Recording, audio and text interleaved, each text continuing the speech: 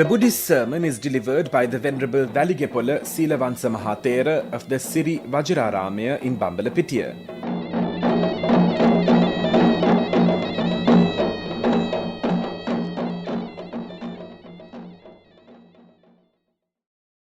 නමෝ තස්ස භගවතු අරහතු සම්මා සම්බුද්දස්ස නමෝ තස්ස භගවතු අරහතු සම්මා සම්බුද්දස්ස නමෝ තස්ස භගවතු අරහතු සම්මා සම්බුද්දස්ස.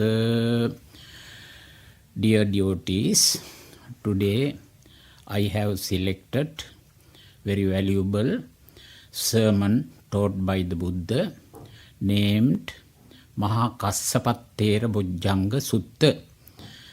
I think this discourse is included in the Book of Protection or Paritta.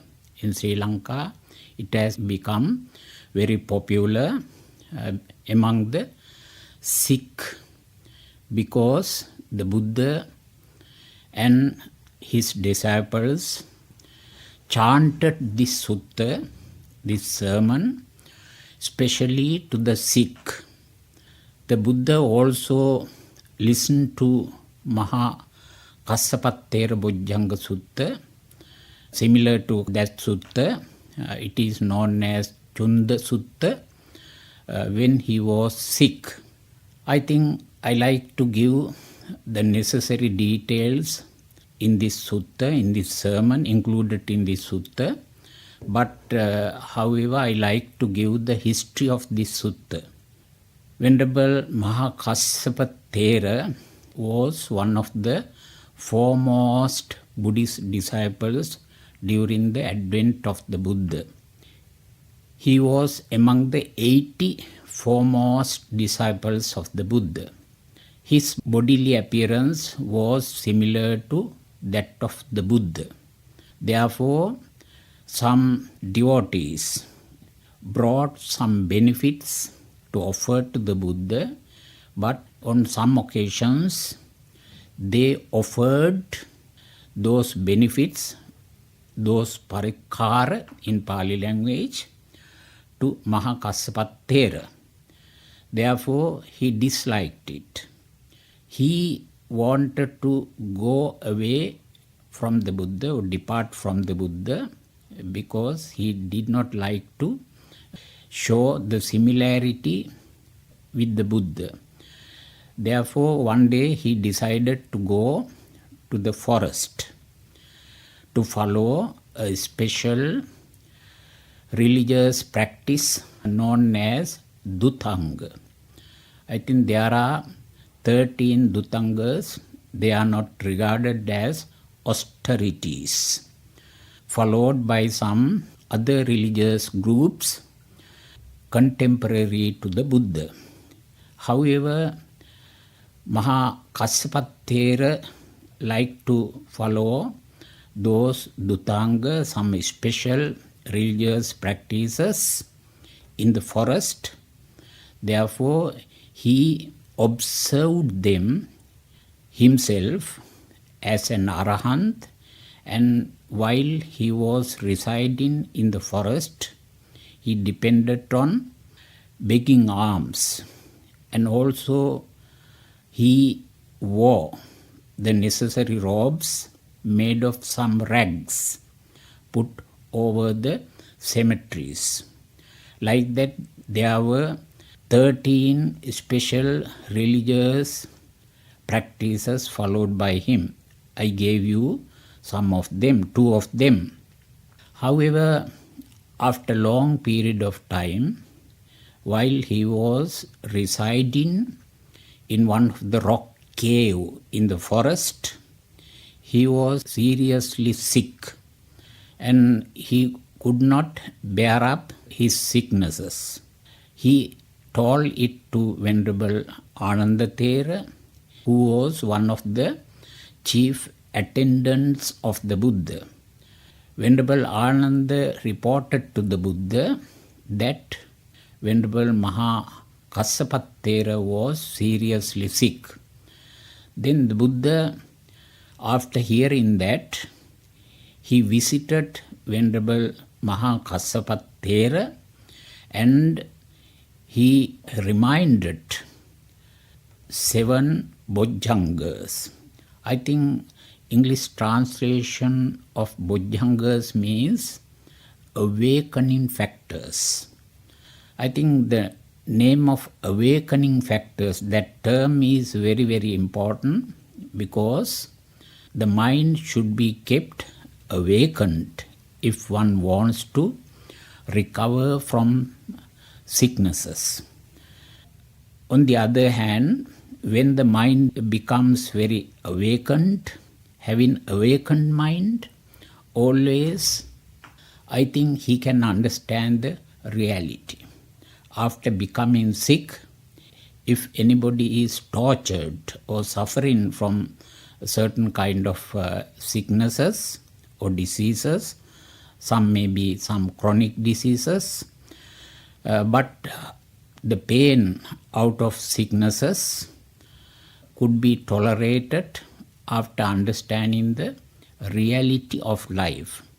That's why that discourse has been introduced as awakening factors.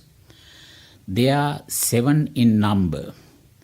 Today also in Sri Lanka and in some other Theravada Buddhist countries, the bhikkhus, traditional bhikkhus in Sri Lanka especially, they go to those who are sick and chant them, reminding the 7 awakening factors to the sick.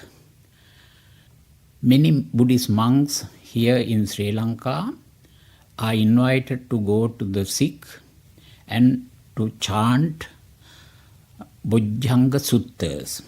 One Bojjhanga Sutta is included in Maha Moggallana Bojjhanga Sutta and also Chunda Bojjhanga Sutta. And Maha Moggallana Bojjhanga Sutta and Maha Kassapa Bojjhanga Sutta also. Now, before chanting this sutta to Maha Thera, the Buddha was in meditation, the culmination of meditation.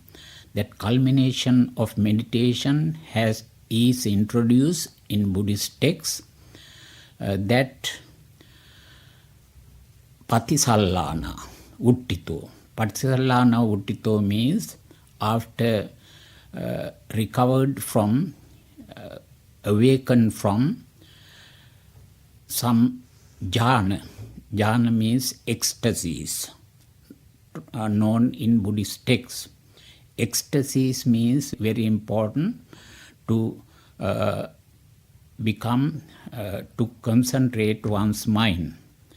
After concentration of the mind, I think some pain sprung out of the torture or pain out of the diseases could be recovered. The Buddha, one day in the evening, when he was meditating that Nirodha Samapatti. Nirodha Samapatti is known in Buddhist texts as suspension of perception and sensation completely. I think usually every human being is capturing or grasping some sense objects through the sense organs. According to Buddhist thought, Chakku, Sota, Ghana, Jiva, Kaya, I think they are known as senses or sense organs. Out of those sense organs, they graph sense objects. Out of eye, he graph sight. Similarly, the other organs also grasping some objects. Here in Nirodha Samapatti, all the objects grasped by the person is suspended. After suspension of all the sensory objects, I think he becomes unconscious.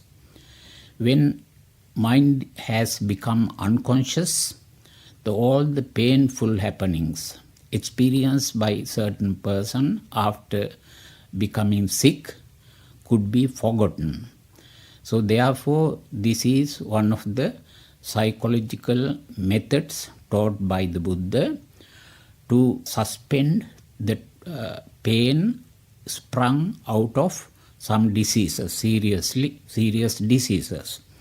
Here the Buddha was also sometimes, we have got to know with reference to Mahaparinibbana Sutta, when he was seriously sick, he practiced that meditation, suspension of perception and sensation, which is known as Nirodha Samapatti.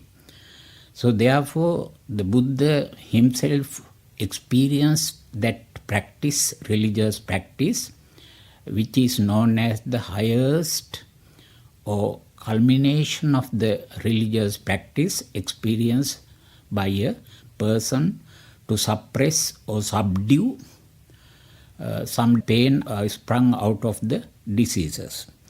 Buddha, having experienced this religious practice, he wanted to remind Venerable Maha Thera also the same practice. He went to Maha Thera, who was residing in a rock cave in the thick forest, and he reminded 7 awakening factors, Bojjhangas, to Maha Thera. Then before reciting, chanting those awakening factors, he was inquisitive the health of Maha Thera. That is also one of the psychological therapy taught in Buddhist psychology. After inquiring the health of Maha Thera, the Buddha chanted, I think here not only chanting but also reminding. Now usually a sick one cannot remind these Bojjhangas, awakening factors, if he is seriously sick. But here Maha Thera was an Arahant. According to Buddhist tradition, Arahant is one who has eliminated all the defilements. After elimination of all the defilements, I think some may question why such an Arahant is having that experience of pain in the sicknesses. But, however, he is bearing Panchakanda.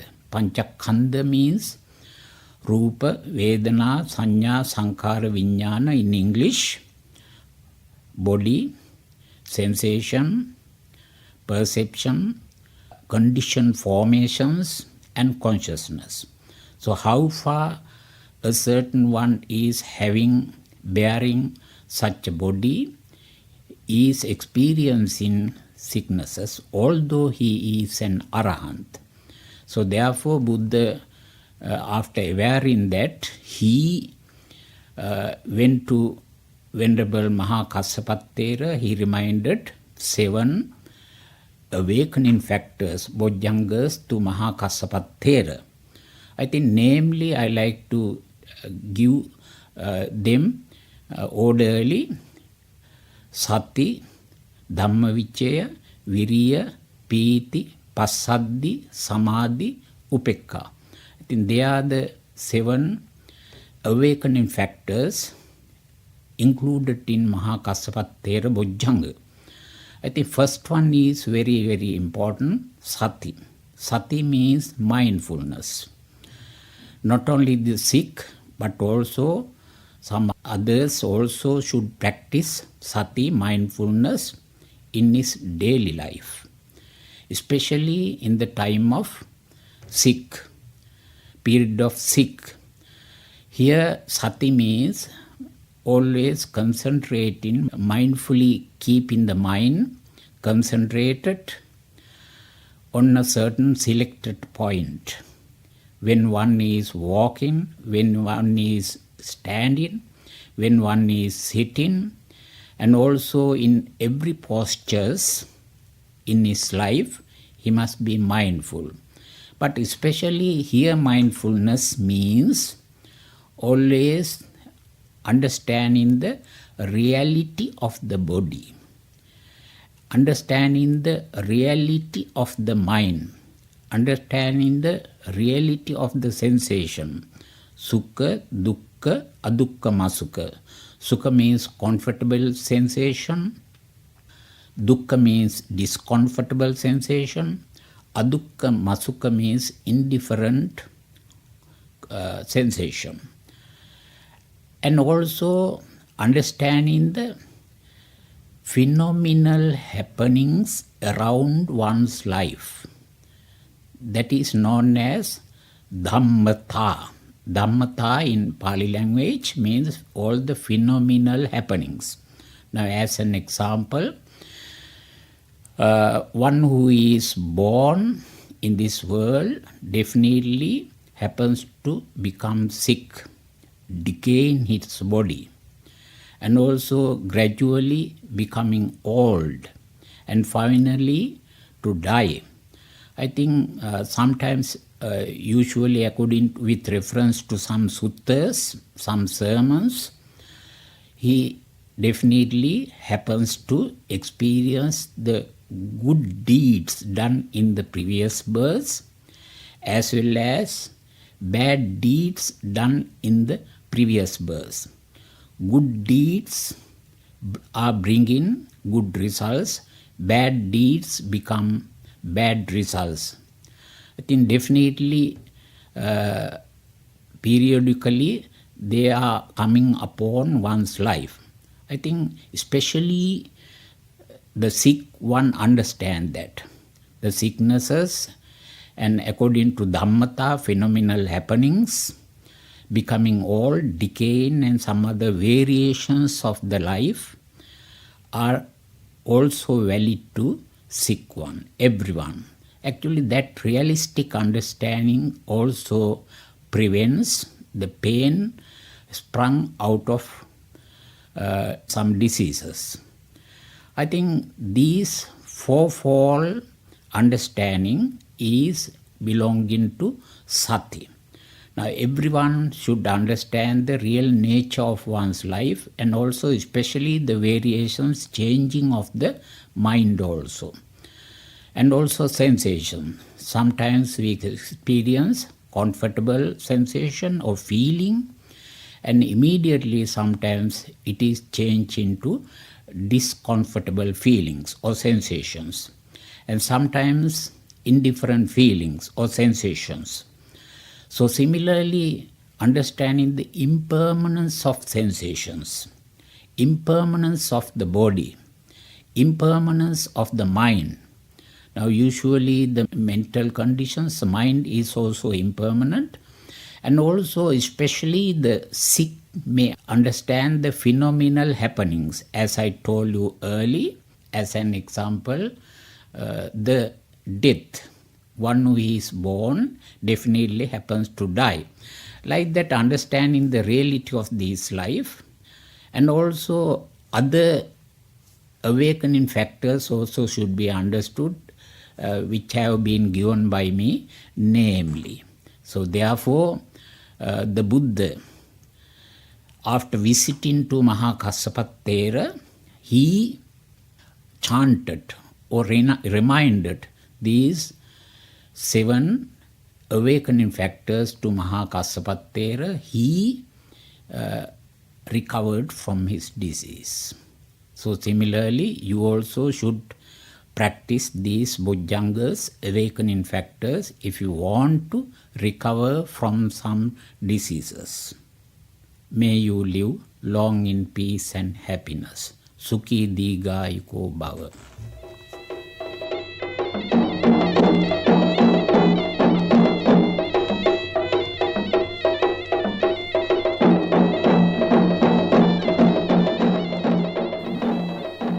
The Buddhist sermon was delivered by the Venerable Weligepola Seelawansa Maha Thera of the Siri Vajraramaya in Bambalapitiya. If you wish to contact the Reverend Thera, you may call 071 807 0746.